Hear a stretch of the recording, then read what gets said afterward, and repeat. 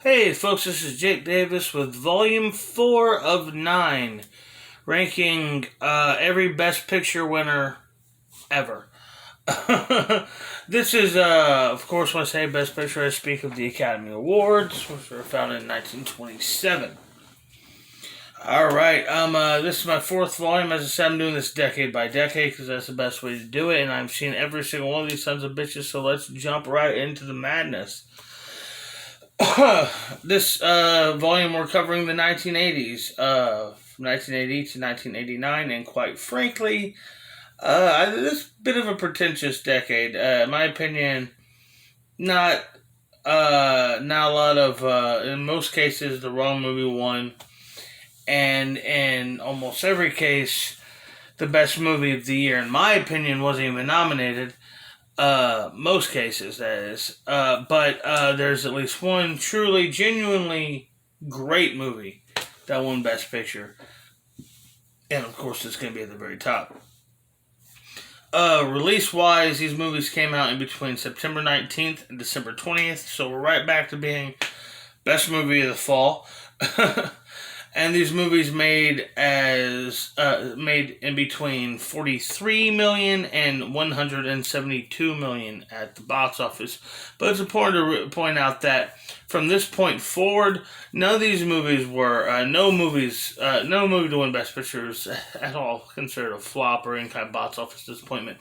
I mean, quite frankly, before the mid '80s, the idea of a movie even being, campaigned for an Academy Award that lost money, or wasn't even at least successful or marketable or popular, was absurd. I mean, sure, a movie like Cleopatra lost money, but in the '60s, but considering how much money that movie cost to make, it was hard to imagine that movie was ever actually going to make a profit. Anyways, it would have literally had to have outgrossed Gone with the Wind to even make a profit, to make net. That's insane. So let's get into it. Number 10, Out of Africa from 1985, directed by Sidney Pollack, starring Meryl Streep, Robert Redford, and Klaus Maria Brandweier. This movie also won the Oscars for Best Director, Adapted Screenplay, Original Score, Cinematography, Art Direction, and Sound. The whole story here is Meryl Streep is a writer who marries a rich man, moves with him to Africa, where she eventually falls in love with the true love of her life, Robert Redford, and they have an affair. This movie is very cinematic. It's very big and open, lots of scenery and everything, but my God, it's long. My God, it's boring. And my God, you remember the South Park episode where everybody's walking around sniffing their own farts? That's Out of Africa. I'm just not a fan of this movie. It was hard to get through. It's super long. Meryl Streep is not great at accents. And who are my heroes? Who am I supposed to feel sorry for this woman? The woman cheating on her husband, the guy who is shitty, the husband who's, not anyone to feel sorry for. He's a douchebag and a low life, doesn't care about his wife. She's a trophy to him. Or the fucking Hunter Robert Redford character, who is literally bagging Meryl Streep isn't much different to him than, getting a big game. A piece of ass is just more game to him. Who's the hero? Who am I supposed to care about in this movie? Or am I just supposed to look at the safari? You know what I mean? Anyhow, I think Witness should have won. Number 9, Terms of Endearment from 1983, directed by James L. Brooks, starring Shirley MacLaine, Deborah Winger, Jack Nicholson, Jeff Daniels, John Lithgow, and Danny DeVito. This movie also won the Oscars for Best Director, Actress, Supporting Actor, and Adapted Screenplay. The whole story here is Deborah Winger, she gets married, she has 2 kids, she gets married to Jeff Daniels. She's a bit of an eccentric. Her mother is kind of getting used to being alone in the house for the first time in her life, and still being fairly young and attractive.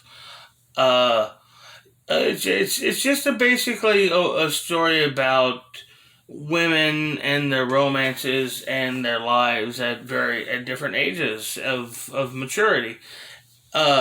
And then they throw in this, oh no, she's dying, so everybody has to cry at the end of the scene.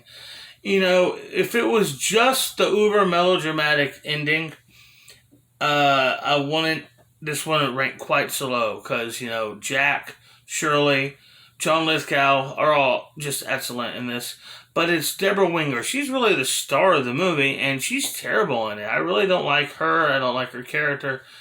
And I just, there's just anytime I think of her in this movie, or I just think of this movie, first vision that comes to mind is Deborah Winger wanting to make out with a big fucking wad of snot on her face. It's just, ugh. No. I mean, I don't care if you really love a woman. You tell her to go wash her fucking face. I mean, yeah, baby, I love you. I love you with all my heart. But I ain't going to make out with you with snot on your face because I want to love you more after today and not just be grotesque for the rest of my life every time I lay eyes on you. That's just, no.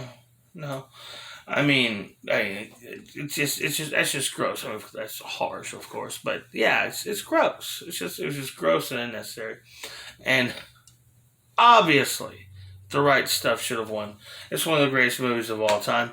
My wife says I say that about a lot of movies, but hey, there's a lot of movies. I've seen lots of fucking movies.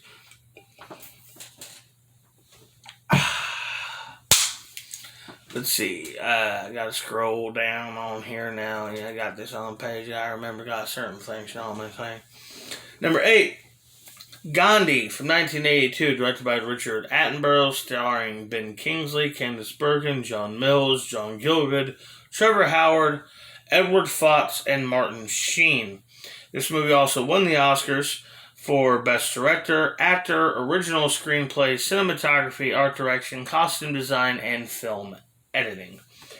This is, of course, the story of Mahatma Gandhi, who's a real man, civil rights leader in India, a big part of trying to get Indian independence from the British there, and India was it Pakistan? Oh man, I feel like it's just wrong that I don't know that for sure. And then it goes from him dealing as a man trying to assimilate into British culture, but still being very much racially beaten down and oppressed. Eventually deciding to stand up for his people and lead pacifist resistance. Now, what I don't like about the movie is that Mahatma Gandhi is a man. He had his flaws. He liked the coochie. And I just, think, let's take Selma, for example. It's a movie that, when you embrace the flaws of the man, it makes his achievements so much more powerful, so much more human, because you relate to him more. But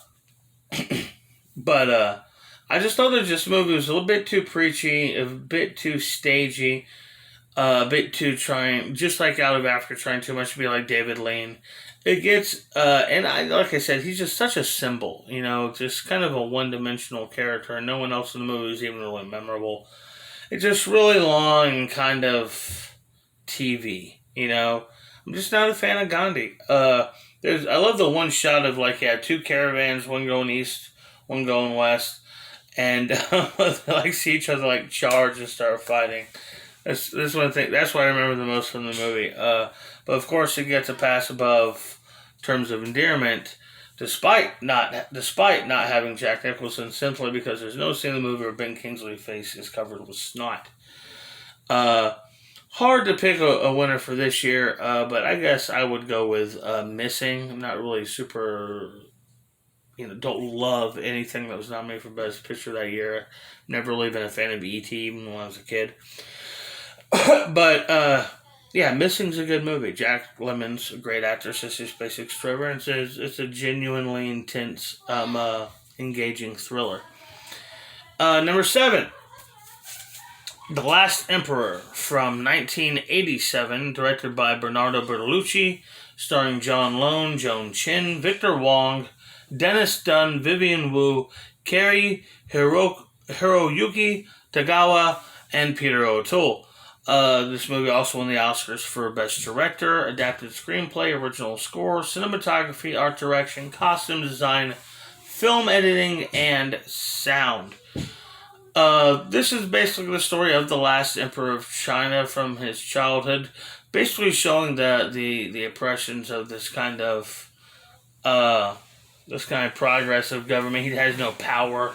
He's coddled and just kind of kept aside as a figurehead for the state, and just the whole world happens outside his gates. I love that there's one scene of the movie where they can literally hear a war happening right outside the walls. And you don't see like any planes flying by or missiles or smoke or anything.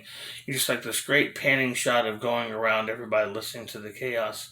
As you see, just the camera like sees over the wall. It's just nothing but a clear blue sky. It's just brilliant filmmaking there. Uh, you know, it's definitely could pick apart the issues with Hollywood's. This opened up a huge door with Hollywood's involvement with the Chinese government that has become a prevalent issue in modern times, not just with Hollywood. Let's end it there because I don't want to get killed. But the truth is, yeah, The Last Emperor is a very good movie. Terrific performance by John Lone. And I would have voted for it for Best Picture out of what was nominated. But I also want to point out this was the same year as movies like Matewan, The Witches of Eastwick, Untouchables, and Wall Street. And none of those were nominated for Best Picture, but Fatal Attraction, for some reason, was. For as far as a runner-up, let's say Moonstruck. It's a good movie. Number 6. I'm going to say Driving Miss Daisy from 1989, directed by Bruce Beresford, starring Jessica Tandy, Morgan Freeman, Dan Aykroyd, and Patti LuPone. This movie also won the Oscars for Best Actress, Adapted Screenplay, and Makeup. The whole story of this is in the South in the 1950s or 1960s. Jessica Tandy's an old lady, a white lady, and she loses her license. If you don't know who Jessica Tandy is, she's white, by the way. And her son hires a semi-retired, respectable guy with decent driving history. Never been pulled over or anything like that. Morgan Freeman be her personal driver. It's about, she's ignorant and he is just a very patient, loving, kind soul. And she opens up her, he makes her a better person just being in her life. And it's a good story. It's a nice movie. Morgan's great in it. Jessica Tandy's great in it. Dan Aykroyd's great in it. And thank goodness it is short. The movie's gotten hate over the years pretty much just because of what it's about, because you can't do stories about that unless the black people literally the white people literally have like horns sticking out of their heads. But, I personally think Driving Miss Daisy is a harmless movie, but there's no reason I ever need to see it more than once in my life. I think Field of Dreams should have won Best Picture. The reason it beats out The Last Emperor is because of the China issue, and also, to be fair, it's The Last Emperor is kind of a slog in a lot of portions. It's a pretty damn long movie. Also, one more thing about The Last Emperor before I completely move on to the second movie I was going to talk about after that movie was other than Lord of the Rings, Return of the King, I think it's the only Best Picture winner to ever win every nomination it got. So that's interesting. That's prestige. That's awesome. Number 5, top 5 here, is Ordinary People from 1980, directed by Robert Redford, starring Timothy Hutton, Mary Tyler Moore, Donald Sutherland, Elizabeth McGovern, and Judd Hirsch. This movie also won the Oscars for Best Director, Supporting Actor, and Adapted Screenplay. The whole story here is Timothy Hutton is a rich kid who's kind of holds himself responsible for the death of his... Oh, shit. Really? For the death of his brother. And,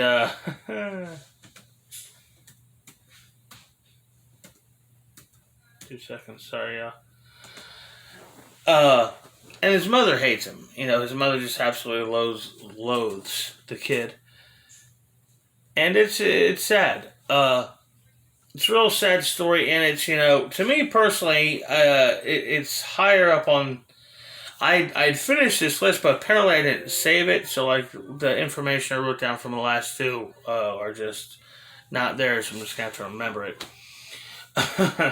But the what's this saying? So yeah, this movie ranks a little higher than the other movies because with Ordinary People, it's a bit of a it's a personal thing. I personally have some issues with mom issues, whatever. But they're not having anything to do with this movie, and not the kind of shit you would usually assume. But just as far as having these kind of like feuds with your parents, it's a painful thing that for a person to have. And I thought that the movie did a real honest job with tackling it, with tackling patience and sensitivity with trauma, people who are traumatized. But at the same time, this kind of putting the mirror up to him is like, the world can't just revolve around you. You gotta either move on or just fucking commit yourself. But I think Ordinary People is a good movie. But nevertheless, Raging Bull definitely should have won. As far as it beating out the other movies, like I said, it's more of a. I guess it was kind of one of those situations where it was not as good as I was expecting it to be. I did not enjoy it as much as I thought I would. Number 4, Chariots of Fire from 1981, directed by Hugh Hudson, starring Ian Charleson, Ben Cross, John Gielgud, Dennis Christopher, Alice Krige, Brad Davis, and Ian Holm. This movie also won the Oscars for Best Original Screenplay, Original Score, and Costume Design. This is the story of, I can't remember, it's early 20th century. I think it's in between the two world wars. And the whole idea is it's this British, Scottish, UK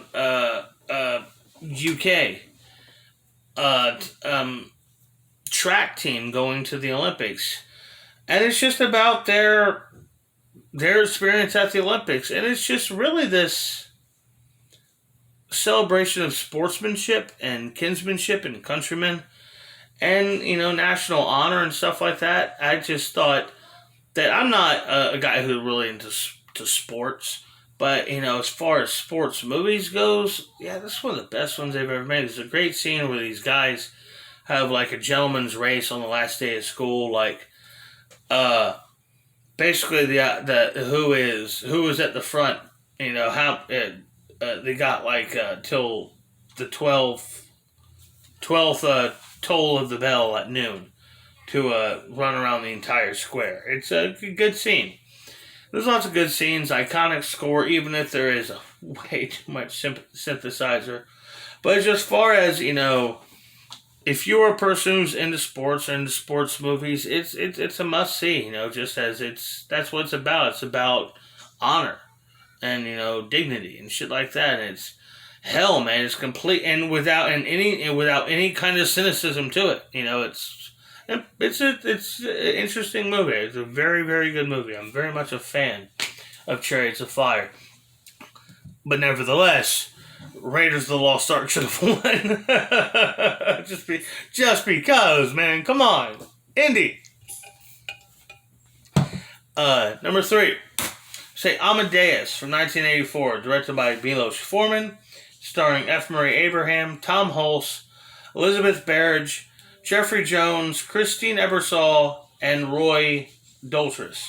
This movie also won the Oscars for Best Director, Actor, Adapted Screenplay, Art Direction, Costume Design, Sound, and Makeup.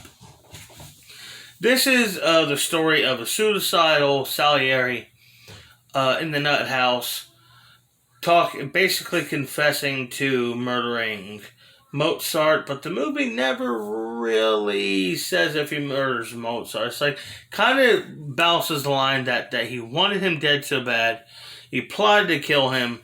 That by the time Mozart actually died, Salieri blamed himself and never really got over that.